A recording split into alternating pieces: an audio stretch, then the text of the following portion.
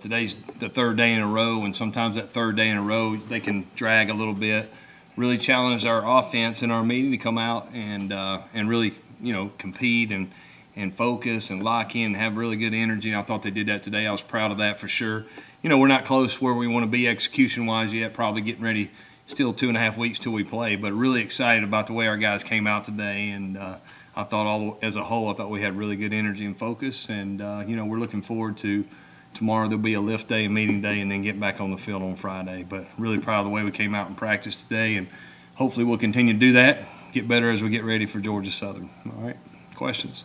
Chip, how do things change once you get that starting quarterback named? You get those practice days. How are things different? Well, I think it's important for him to get the timing. With our wideouts, I think that's important. You can only get so many reps of plays in practice, so it's important for those guys to go ahead and build that timing together. And I think also just running the offense, the different situations. When we go tempo, when we're in a 4-minute, 2-minute situation, whatever the situation is, I think it's important for that quarterback to get comfortable with the guys he's going to be on the field with. And, I think we made some strides in the right direction on that part. Chip, do you have a first 5 offensive line yet that you feel comfortable with, and have you kind of segmented that? I think we've got a couple different combinations I think we're still looking at. Now, we've narrowed that down pretty good, I think between 6 or 7 guys, but really still looking for the exact 5 combination that we're looking to open the game with, and luckily we still got quite a few practices left to get that done. Quite frankly, is Prince Vegas still at left tackle? Yeah, yeah, he's still working there for sure.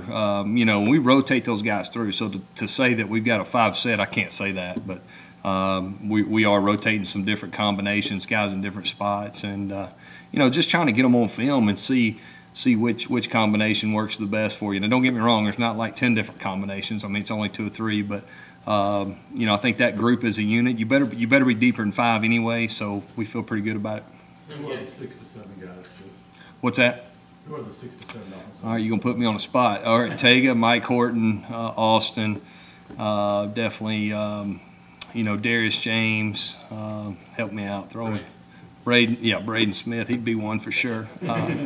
Those guys along, Wilson Bell's done some good things. We also, feel good about Marquell Harrell. I think those 6 or 7 guys, and if I've left somebody out, I apologize. You got me on the spot with that. Casey Dunn, yeah, for sure. Casey's been working at center. So any combination of those 7, 8 guys, whatever it is, I think, we're looking at a couple different ways.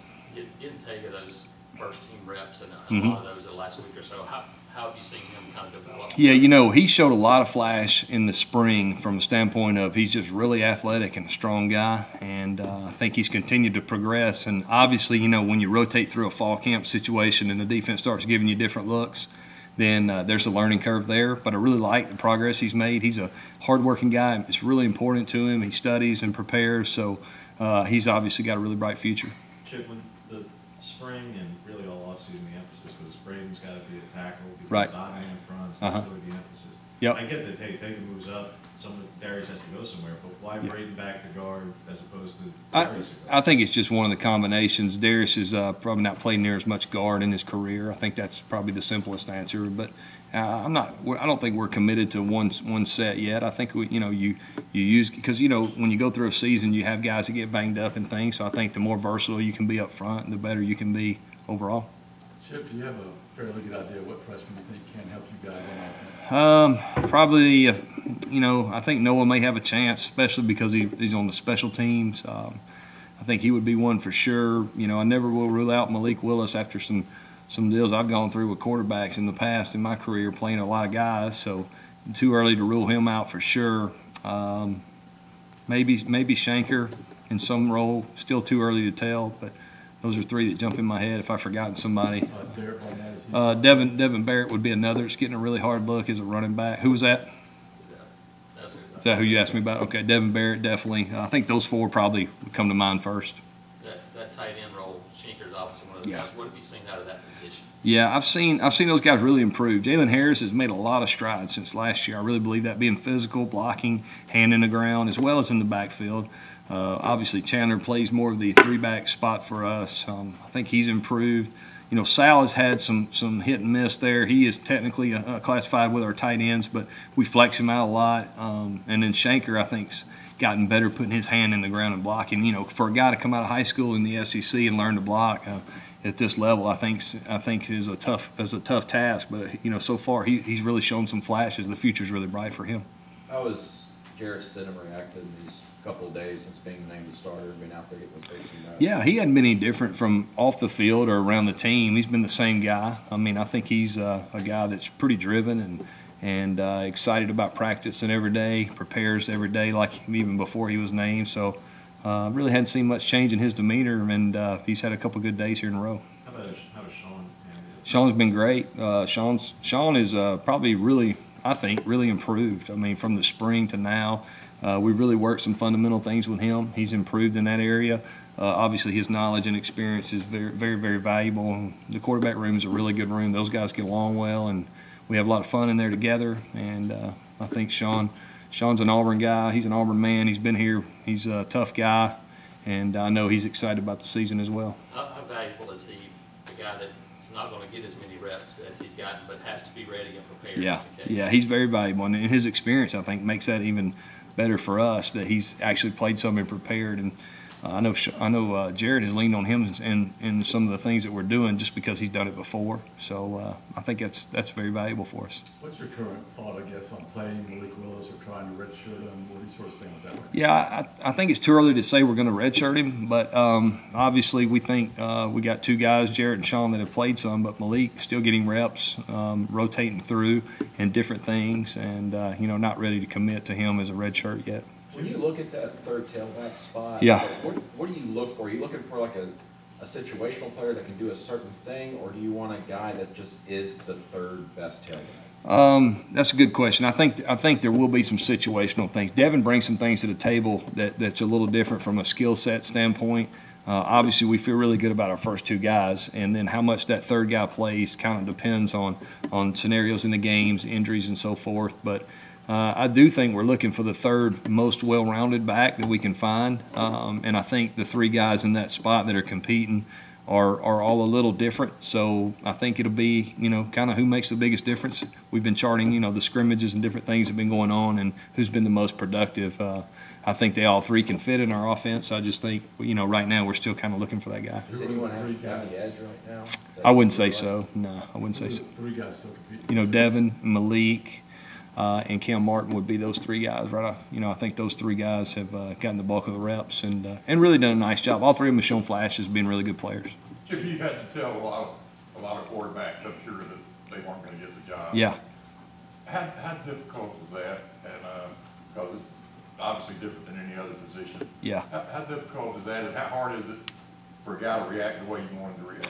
I think if you're honest with guys and open throughout the whole process, because every one of them know I love them and care about them. It's just a matter of being honest and upfront and saying, hey, I'm gonna make a decision. That's what I'm here to do. At the same time, I expect you to compete and continue to compete and talk them through all the different scenarios and things that might happen. In my experience, I've had to deal with injuries at quarterback spot before, and so has everyone else probably in some time in their career. So I think it says a lot about the kind of guys that you have in your room, the kind of guys you recruit who are competitive but see the big picture of a team and what's the most important thing. And I think all the guys in our room, including Devin, all four of them, I think they all see, they want Auburn to do well, and I think they trust the coaches and the staff, and really they've handled it well.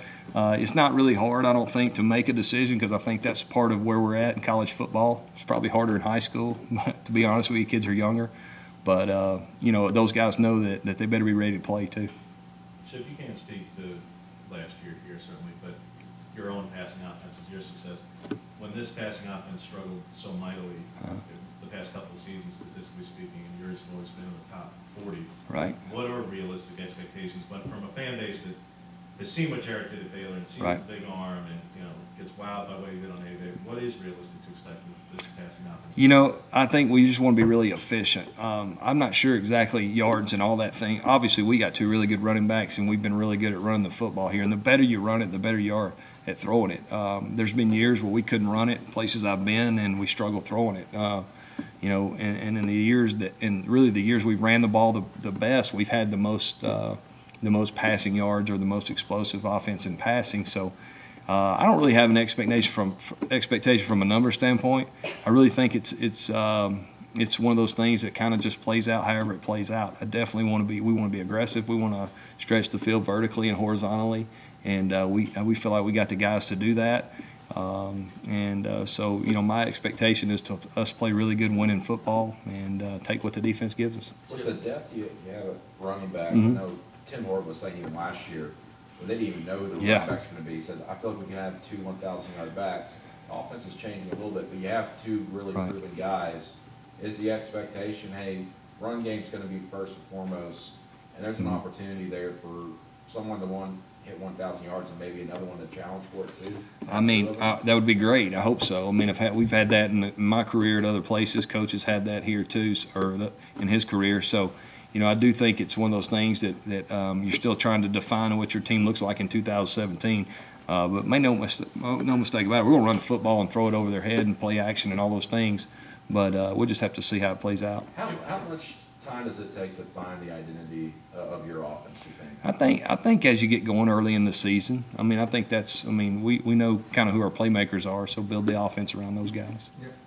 It's a pretty long preseason this year with the extra week. Feels like it, yeah. You guys been able to get all your offense installed, or is that something Yeah. you did during the season? Yeah, no, we've got the offense installed. We're just kind of now going back through it again and trying to, you know, fine tune it and maybe some different variations of the different concepts. But yeah, the offense has been installed. How different is this wide receiver group than the one you saw on the first day of the spring? Yeah, I do feel like they've improved tremendously. I think our guys are learning to compete on balls down the field, 50-50 balls. I think that's been impressive. I think they're playing with more confidence.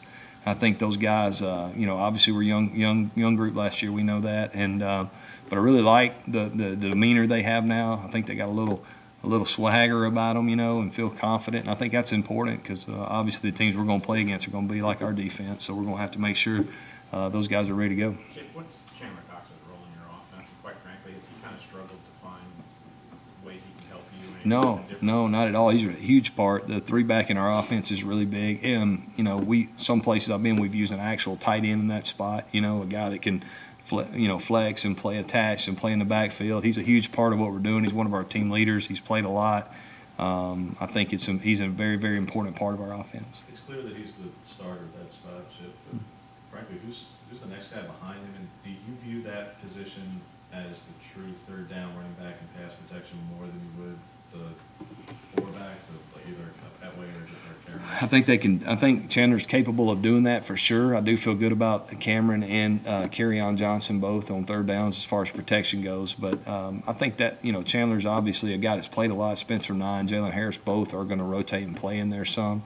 Probably not ready to decide who would be the next guy, but Chandler's definitely the number one guy in that spot. You try to identify your top 4, 5, 6 receivers. Mm-hmm. What's that looking like right now? Because it seems like every day when we ask someone, they just name every single receiver. Yeah. What have you started figuring out those type of guys? Yeah, we haven't narrowed it down like you're thinking from like 3 guys, you know. I do think that group as a unit, I think they're all going to play, and I think that's going to help us, you know, play with some tempo. If those guys can rotate in, all play fast. But, yeah, I wouldn't be ready to single 2 or 3 guys out. Each day I think different guys make plays, and, you know, I'm counting on all of them being ready to go. Really inside baseball question, Chip, but just because I've seen it referred to in different ways. What's the difference between the 9 and the 5? Because in the book, the 9 is the tight end, and it can be a split off. And we've seen Sal there. But then you had said that... What book you talking about? Oh, Coach. Oh, yeah.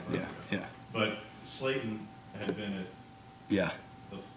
Keeps talking about split end. Yeah. You had said 5, and I'm hearing like both of them thrown around. So what's the difference in 9 and 5? Yeah, well, I mean, you know, a lot of what we do is play one guy to the boundary a lot, you know, but we also have spots in different formations. We put them to the field. So I think all of our receivers, they all know 2 different spots. So that's probably why you get some of that. The 9s will also know what the 2s do. The 5s know what the 3s do. So that's kind of how we do it.